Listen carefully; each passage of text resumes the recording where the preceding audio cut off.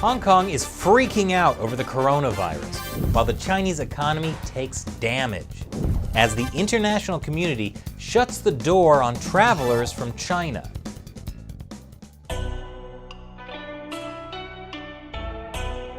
This is China Uncensored. I'm Chris Chappell. The coronavirus outbreak is really not going well for the Chinese Communist Party. I mean, personally, I'm more concerned about all the people, mainly in China, who have gotten sick because the Chinese Communist Party tried to cover up the whole epidemic for more than a month instead of stopping it when they had the chance. But you've got to feel for the Chinese regime just a little bit. I mean, Chinese leader Xi Jinping even disappeared for a little while. That led to rumors that he was sick, especially after people began sharing a video of him dry coughing. There was also talk that maybe he had been purged, but no such luck. He's back, doing the usual, like hanging out with foreign dictators. Hong Kong has had its first reported death from the coronavirus.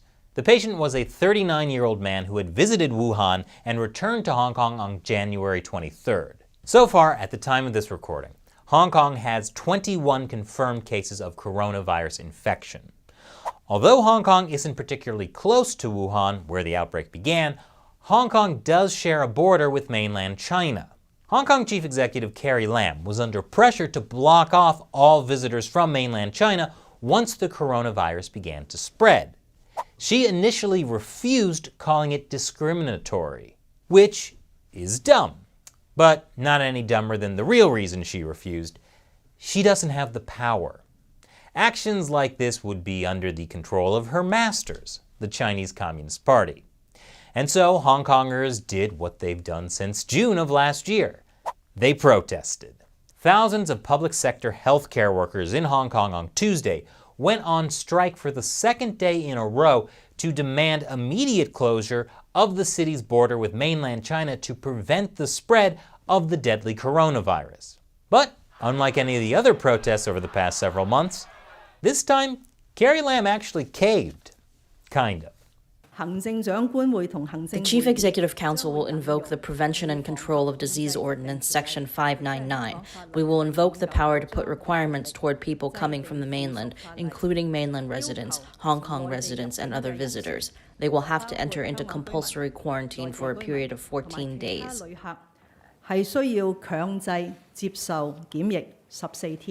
So Lam is still not fully closing the border, but there will be a mandatory quarantine for anyone coming from mainland China. Hong Kong has seen, shall we say, not a lot of enthusiasm for the Chinese Communist Party and its influence in Hong Kong. The fact that the coronavirus is now spreading within Hong Kong's borders because of a Communist Party cover-up, that's not making the situation better. Especially when people remember what happened during the SARS outbreak back in 2003. A Chinese doctor who had been treating SARS patients traveled to Hong Kong and infected more than a dozen people.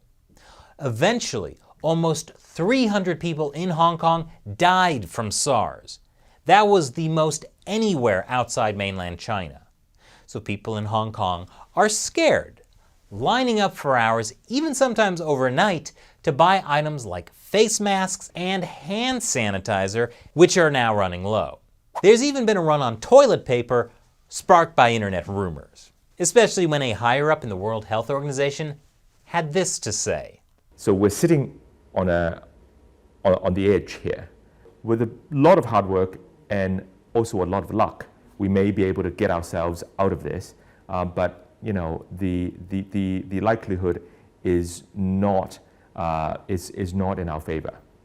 And on that optimistic note, the coronavirus is spreading around the world on cruise ships and airlines. A cruise ship in Japan carrying nearly 4,000 people has found cases of the coronavirus.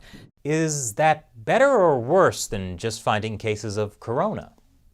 So far, 2 cruise ships are being quarantined, the one off the coast of Japan and one off the coast of Hong Kong.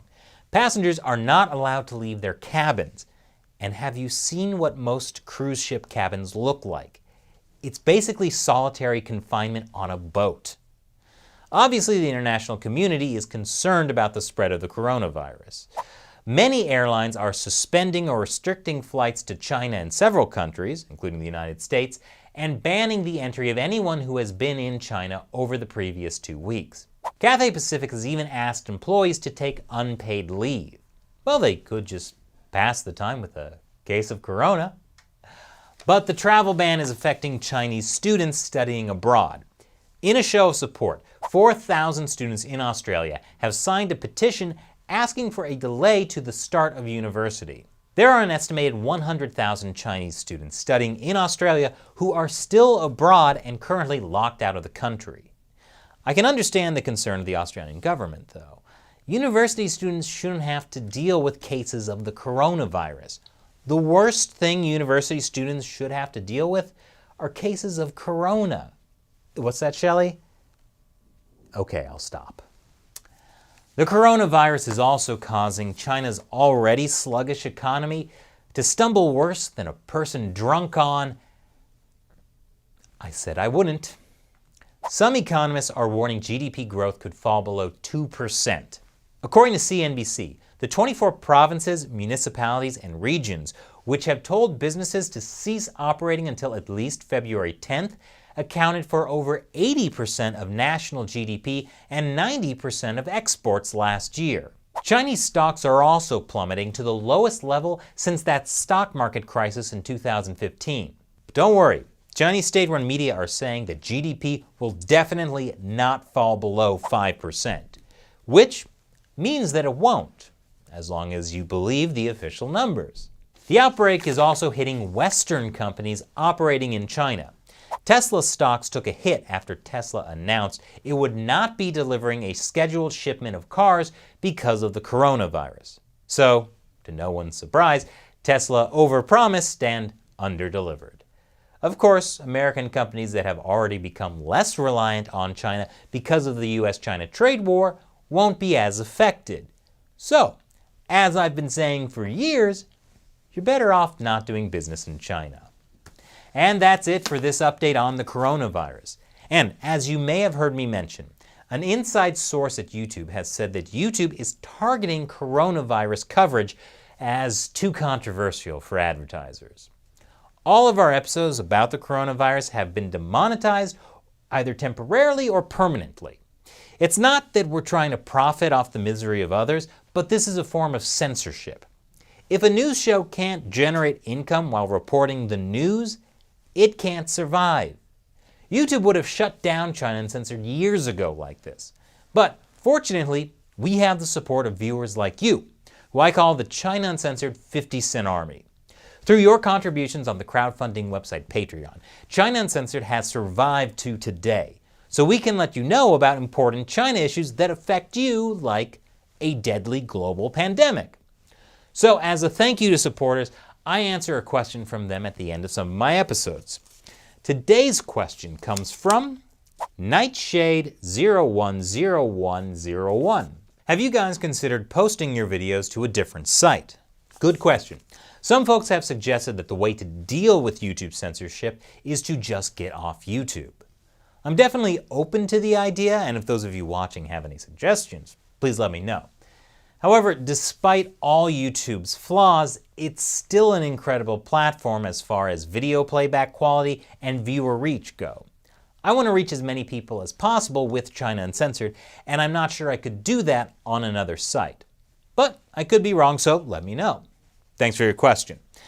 And if you'd like to join the China Uncensored 50-cent Army, head over to patreon.com/China Uncensored to learn more. Thanks for watching China Uncensored. Once again, I'm Chris Chappell. See you next time.